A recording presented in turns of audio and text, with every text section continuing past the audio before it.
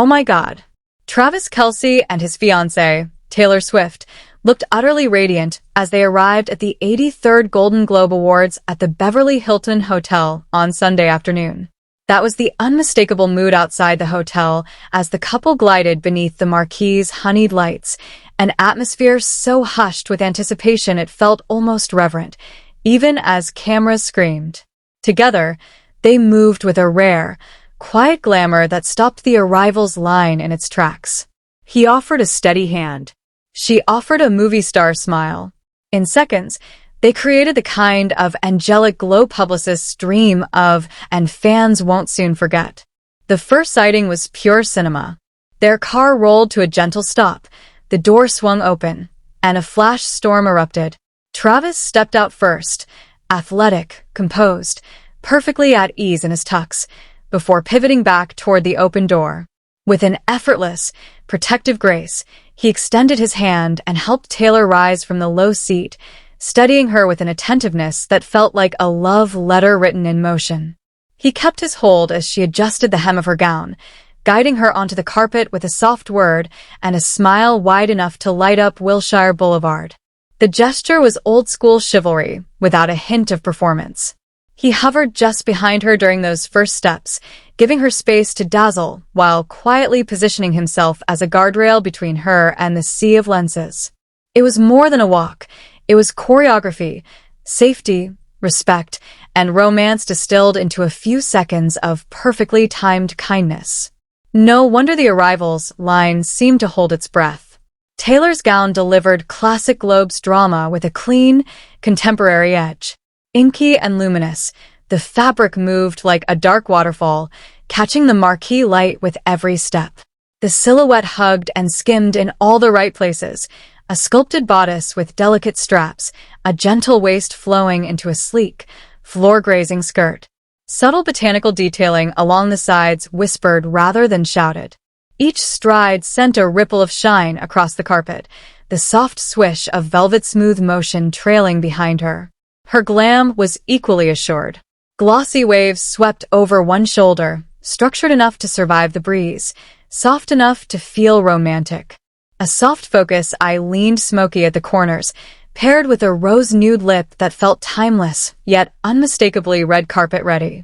She carried a petite clutch that caught pinpricks of light, diamond drop earrings framing her jawline, and most dazzling of all, that unmistakable glint on her left hand. More shimmer in a night already full of it. Her shoes remained discreet beneath the hem, but her pace said everything, confident, measured, and utterly at ease, secure in the moment, in the spotlight, and in the man walking just behind her inside the ballroom. Taylor looked as though she'd stepped out of a golden age frame, then bookmarked the present with a knowing wink, while Travis played the perfect sartorial counterpoint. Suave, unfussy, and unmistakably himself. His look was a masterclass in modern polish, a razor-clean black jacket with a subtle sheen, a crisp white shirt worn open at the collar for ease, slim trousers with a tailored drape, and dress shoes buffed to a soft mirror shine. His grooming, a neat fade and a trimmed beard, was sharp without feeling severe. The kind of clean, confident presentation that lets presence do the rest. There's a reason the arrivals' pen collectively melted. In a sea of bow ties and brocade, Travis Kelce let proportion and posture do the talking. Shoulders square, stance grounded, smile generous. He looked like the kind of gentleman who brings flowers and somehow remembers everyone's name. And when it came to the small things, adjusting the fall of her train, angling his body to shield her from an overenthusiastic flash, offering a warm hello to fans along the barricade, he made each gesture look instinctive rather than rehearsed. The frontage of the Beverly Hilton seemed tuned to their wavelength. The canopy glow turned the pavement into a light box, and the night breeze added a cinematic edge.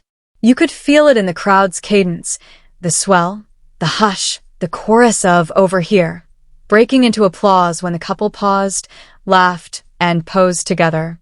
There was no rush, no scramble. They let the moment breathe. And that moment was perfectly Globes, polished but playful, grand without the heavy gravitas that haunts more solemn ceremonies. This is the award show that likes its bubbles, and the arrival's energy popped accordingly. The pair moved through it like a living Vogue spread, trading quick asides that felt like inside jokes and giving photographers a clean 180 degrees of hand-in-hand poses. When Taylor Swift shifted her clutch to fix a strap, Travis mirrored the motion, keeping an arm lightly at the ready.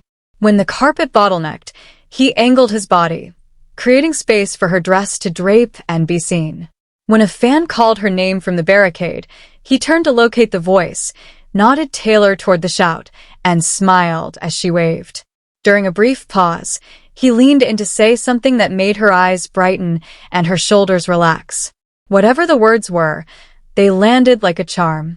These are the micro moments that sell a love story, not grand gestures, but constant thoughtful ones, repeated without showmanship. It's the difference between a date and a duet. There was extra fizz in the air knowing that the couple's friend, comedian Nikki Glazer, had returned to helm the show. A familiar face with a microphone and a quick right hook of a punchline, she's exactly the kind of host the Globes adore. Sharp, fearless, and just sentimental enough to keep the room on her side. Arrival's chatter buzzed with predictions about her best singers, and the couple looked more than ready for it. As the first notes of the pre-show soundtrack pulsed, you could almost hear the laughter warming up inside the ballroom. Though cameras chased Taylor and Travis from every angle, their mission was clear: cheer on their circle. They were a walking pep rally for nominees and longtime friends alike. Among the night's big names they were expected to root for: Emma Stone, glowing with that veteran ease that says she's been here before and knows exactly how to savor it; Michael B. Jordan, whose star wattage makes even a pause feel like a moment; Selena Gomez, a red carpet favorite for good reason, equal parts sweetness and steel; Julia Roberts and George Clooney, silver screen royalty whose combined charisma could power a small city; Jennifer Lawrence, grinning like the fun friend who tells the best stories at the afterparty; and Leonardo DiCaprio, master of smolder and a perennial Globes presence. Here's the thing about the couple's cheering section energy. It's real. They stop for people. They listen. They show up fully. And on a night built on spectacle, that authenticity shone just as brightly as the marquee lights above them. Congratulations followed them like confetti. They amplified others. They clapped hard. And if the Globes are the industry's version of a family reunion, then Travis Kelce and Taylor Swift arrived as the cousins who bring snacks, straighten your tie, and whisper "you got this" before your big speech. There's an art to couple dressing that avoids both costume and collusion. Tonight, they nailed it. Palette chemistry ruled. Black on black, layered with variations of sheen. His matte suiting made her luminous satin glow even brighter. Silhouette harmony did the rest. Her sleek column paired with his structured jacket created clean vertical lines, a photographer's dream geometry. Attitude, too, was perfectly matched, her Hollywood glamour balanced by his relaxed, confident minimalism. Together, they offered a masterclass in the modern arrival. Land. Take a beat. Orient together. Acknowledge the fans before the step and repeat. A wave earns 10,000 hearts. Hold for the wides. Pivot for the close-ups. Slow blink. Slight lean. Relax the shoulders. Private check-in. Eyes meet. Breathe. Reset. Then glide indoors like a promise of a standing ovation. Even from outside, you could feel the ballroom's pulse, the clink of glasses, the soft frenzy of seat ushers, the hum of opening monologue nerves. That's the Globe's magic trick. Televised opulence with the intimacy of a very fancy dinner party. The couple slipped through the doors hand in hand, a shared laugh still hanging between them as chandeliers cast summerlight halos over a winter evening. And if the internet had a decibel level, it spiked the moment the first arrival clips dropped. Couple of the night trended within minutes, accompanied by a predictable procession of swoon emojis and earnest lip-reading attempts. Fans clocked everything: the way his thumb traced small circles over her hand, the gleam of her earrings, the exact curve and side detailing of her dress. Fashion accounts split-screened their looks with runway references, while stan feeds pulled side-by-sides from earlier appearances, mapping the evolution of the couple's red carpet lexicon: confident, coordinated, and increasingly classic. With Nikki Glazer primed to roast and toast the room, and a slate of A-listers vying for the night's biggest honors, the ceremony was already shaping up to be a headline factory. But before a single envelope was opened, this entrance stood on its own. A story about the power of polish, the poetry of partnership, and the unmistakable glow that appears when two people show up fully for each other and for their friends. Call it immaculate timing. Call it angel light. Call it the softest flex on the hardest carpet in town. Whatever the label, the effect was undeniable. A fairy tale foyer moment to open the 83rd Golden Globe Awards, hand in hand, heart first, and carrying just enough sparkle to set the tone for a night when, for a few golden hours, Hollywood remembers how to be enchanted.